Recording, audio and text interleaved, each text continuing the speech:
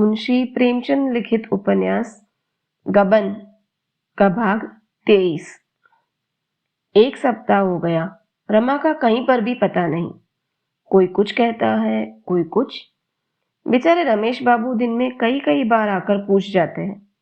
तरह तरह के अनुमान हो रहे हैं। केवल इतना ही पता चलता है कि रमानाथ 11 बजे रेलवे स्टेशन की ओर गए थे। मुंशी दयानाथ का ख्याल है, यद्यपि वे इसे स्पष्ट रूप से प्रकट नहीं करते, कि रमा ने आत्महत्या कर ली। ऐसी दशा में यही होता है। इसकी कई मिसालें उन्होंने खुद आंखों से देखी है। सास और ससुर दोनों ही जालपा पर सारा इल्जाम थोप रहे हैं। साफ साफ कह रहे हैं कि इसी के कारण उसके प्राण गए। इसने उसका नाको दम कर दिया। पूछो, थोड़ी सी तो आपकी आमदनी, फिर तुम्हें रोज सैर सपाटे और दावत तवाजे की क्यों सूझती थी? जालपा पर किसी को दया नहीं आती थी। कोई उसके आंसू नहीं पोंछता। केवल रमेश बाबू उसकी तत्परता और सद्बुद्धि की प्रशंसा करते हैं, लेकिन मुंशी दयानाथ की आंखों में उस कृत्य का कुछ मूल्य नहीं। आग लगाकर पानी लेकर दौड़ने से कोई निर्दोष नहीं हो जाता। एक दिन दयानाथ वाचनालय से लौटे तो मुंह लटका हुआ था। एक तो उनकी सूरत यों ही मुहर्रमी थी, उस पर मुंह लटका लेते थे तो कोई बच्चा भी कह सकता था कि इनका मिजाज बिगड़ा हुआ है। जागेश्वरी ने पूछा, क्या है, किसी से कहीं बहस हो गई है क्या? दयानाथ बोला, नहीं जी, इन तक्षजों के मारे हैरान हो गया। जिधर जाओ उधर लोग नोचने दौड़ते हैं। न जाने कितना कर्ज ले रखा है। आज तो मैंने साफ कह दिया, मैं कुछ नहीं जानता। मैं किसी का देनदार नहीं हूं। जाकर मेम साहब से मांगो। इसी वक्त जालपा आ पड़ी। ये शब्द उसके कानों में पड़ गए। इन 7 दिनों में उसकी सूरत ऐसी बदल गई थी कि पहचानी ही नहीं जाती थी। रोते रोते आंखें सूज आई थी। ससुर के ये कठोर शब्द सुनकर तिल मिला उठी।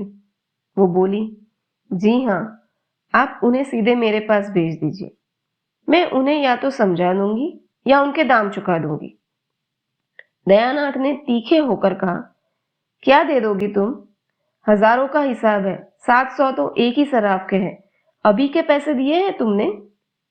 जालपा बोली, उसके गहने मौजूद है, केवल 2-4 बार पहने गए हैं। वह आए तो मेरे पास भेज दीजिएगा, मैं उसकी चीजें वापस कर दूंगी। बहुत होगा, 10-5 रुपए तावान के ले लेगा। यह कहती हुई वह ऊपर जा रही थी कि रतन आ गई और उससे गले से लगाती हुई बोली, क्या अब तक कुछ पता नहीं चला? जालपा को इन शब्दों में स्नेह और सहानुभूति का एक सागर उमड़ता हुआ जान पड़ा। यह गैर होकर इतनी चिंतित है और यहां अपने ही सास और ससुर हाथ धोकर पीछे पड़े हुए। इन अपनों से तो गैर ही अच्छे। आंखों में आंसू भरकर बोली, अभी तो कुछ पता नहीं चला बहन। रतन बोली, ये बात क्या हुई? कुछ तुमसे तो कहा सुनी नहीं हुई? जालपा बोली, जरा भी नहीं, कसम खाती हूं। उन्होंने नोटों के खो जाने का मुझसे जिक्र ही नहीं किया। अगर इशारा भी कर देते तो मैं रुपए दे देती। जब वह दोपहर तक नहीं आए और मैं खोजती हुई दफ्तर गई, तब मुझे मालूम हुआ कुछ नोट खो गए हैं। उसी वक्त जाकर मैंने रुपए जमा कर दिए। रतन बोली, मैं तो समझती हूं किसी से आंखें लड़ गई है। 10-5 दिन में आप पता लग जाएगा। यह बात सच न निकले तो जो कहो दूं। जालपा ने हक बकाकर पूछा, क्या तुमने कुछ सुना है? रतन बोली, नहीं, सुना तो नहीं, पर यह तो मेरा अनुमान है। जालपा ने कहा, नहीं रतन, मैं इस पर जरा भी विश्वास नहीं करती। यह बुराई उनमें नहीं है, और चाहे जितनी बुराइयां हो, मुझे उन पर संदेह करने का कोई कारण नहीं है। रतन ने हंसकर कहा, इस कला में ये लोग निपुण होते हैं, तुम बेचारे क्या जानो। जालपा दृढ़ता से बोली, अगर वह इस कला में निपुण होते हैं तो हम भी हृदय को परखने में कम निपुण नहीं होते। मैं इसे नहीं मान सकती। अगर वह मेरे स्वामी थे तो मैं भी उनकी स्वामिनी थी। रतन ने कहा, अच्छा चलो, कहीं घूमने चलती हो? चलो, तुम्हें कहीं घुमा ला रही। जालपा बोली, नहीं, इस वक्त तो मुझे फुर्सत नहीं है। फिर घर वाले यों ही प्राण लेने पर तुले हुए हैं, तब तो जीना ही नहीं छोड़ेंगे। किधर जाने का विचार है? रतन ने कहा, कहीं नहीं, जरा बाजार तक जाना था। जालपा ने कहा, क्या लेना है? रतन बोली, जौहरियों की दुकान पर एक दो चीज देखूंगी। बस मैं तुम्हारे जैसा कंगन चाहती हूँ। बाबूजी ने भी कई महीने के बाद रुपए लौटा दिए। अब खुद तलाश करूंगी। जालपा बोली, मेरे कंगन में ऐसे कौन से रूप लगे हैं? बाजार में उससे बहुत अच्छे मिल सकते हैं। रतन बोली, मैं तो उसी नमूने का चाहती हूँ। जालपा ने कहा, उस नमूने का तो बना बनाया मुश्किल से मिलेगा और बनवाने में महीनों का झंझट। अगर सब्र न आता हो तो मेरा ही कंगन ले लो, मैं फिर बनवा दूंगी। रतन ने उछल कर कहा, वाह, तुम अपना कंगन दे दो तो क्या कहना है? मुसलो ढोल बजाऊं? 600 का था। जालपा बोली, हाँ, था तो 600 का, मगर महीनों सर्राफ की दुकान की खाक छाननी पड़ी थी। जड़ाई तो खुद बैठकर करवाई थी। तुम्हारे खातिर दे दूंगी। जालपा ने कंगन निकालकर रतन के हाथों में पहना दिए। रतन के मुख पर एक विचित्र गौरव का आभास हुआ, मानो किसी कंगाल को पारस मिल गया हो। यही आत्मिक आनंद की चरम सीमा है। कृतज्ञता से भरे हुए स्वर से वो बोली, तुम जितना कहो उतना देने को तैयार हूं। तुम्हें दबाना नहीं चाहती। तुम्हारे लिए यही क्या कम है कि तुमने इसे मुझे दे दिया। मगर एक बात है, अभी मैं सब रुपए नहीं दे सकूंगी। अगर 200 रुपए फिर दे दूं तो कुछ हरज है? जालपा ने साहस पूर्वक कहा, कोई हरज नहीं, जी चाहे कुछ भी मत दो। रतन बोली, नहीं, इस वक्त मेरे पास 400 रुपए है, मैं दिए जाती हूँ। मेरे पास रहेंगे तो किसी दूसरी जगह खर्च हो जाएंगे। मेरे हाथ में तो रुपए टिकते ही नहीं। करूं क्या जब तक खर्च न हो जाए? मुझे एक चिंता सी लगी रहती है, जैसे सिर पर कोई बोझ सवार हो।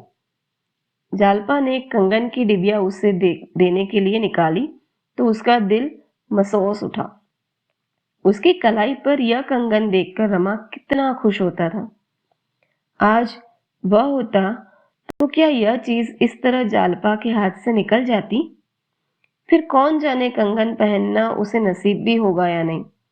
उसने बहुत जब्त किया, पर आंसू निकल ही आए। रतन उसके आंसू देखकर बोली, इस वक्त रहने दो बहन, फिर ले लूंगी। जल्दी ही क्या है? जालपा ने उसकी ओर बॉक्स को बढ़ाकर कहा, क्यों, क्या मेरे आंसू देखकर? तुम्हारी खातिर से दे रही हूं।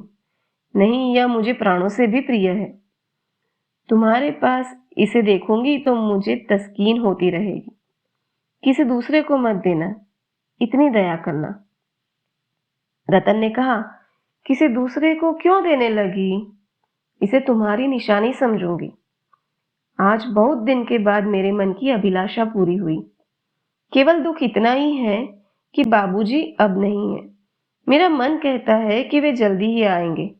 वे मारे शर्म के चले गए हैं, और कोई बात नहीं। वकील साहब को भी यह सुनकर बहुत बड़ा दुख हुआ। लोग कहते हैं वकीलों का हृदय कठोर होता है, मगर इनको तो मैं देखती हूँ, जरा भी किसी की विपत्ति सुनी और तड़प उठे। जालपा ने मुस्कुराकर कहा, बहन, एक बात पूछूं? बुरा तो नहीं मानोगी? वकील साहब से तुम्हारा दिल तो नहीं मिलता होगा। रतन का विनोद रंजित प्रसन्न मुख एक क्षण के लिए मिलन हो गया, मानो किसी ने उसे उस चिर स्नेह की याद दिला दी हो जिसके नाम वह बहुत पहले रो चुकी थी। वो बोली, मुझे तो कभी यह ख्याल भी नहीं आया बहन कि मैं युवती हूं और वे बूढ़े हैं। मेरे हृदय में जितना प्रेम, जितना अनुराग है, वह सब मैंने उनके ऊपर अर्पण कर दिया। अनुराग यौवन या रूप या धन उससे पता नहीं होता, ना ही वो उससे उत्पन्न होता है। अनुराग अनुराग से उत्पन्न होता है।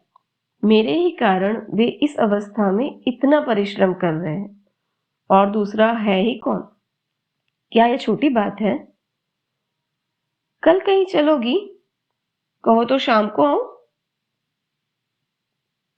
जालपा ने कहा, जाऊंगी तो मैं कहीं नहीं, मगर तुम आना जरूर।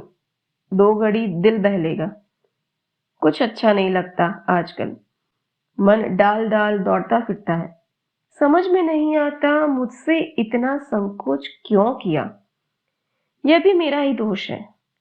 मुझ में जरूर उन्होंने कोई ऐसी बात देखी होगी जिसके कारण मुझसे पर्दा करना उन्हें जरूरी मालूम हुआ। मुझे यही दुख है कि मैं उनका सच्चा स्नेह नहीं पा सकी। जिससे प्रेम होता है उससे हम कोई भी भेद नहीं रखते, उससे हम कोई बात नहीं छिपाते। रतन उठकर चली तो जालपा ने देखा कंगन का बॉक्स मेज पर पड़ा हुआ है। वो बोली, इसे लेती जाओ बहन, यहाँ क्यों छोड़े जाती हो? रतन बोली, ले जाऊंगी, अभी क्या जल्दी पड़ी है? अभी मैंने पूरे रुपए भी तो नहीं दिए। जालपा बोली, नहीं नहीं, लेती जाओ, मैं नहीं मानूंगी। मगर रतन सीढ़ी से नीचे उतर गई।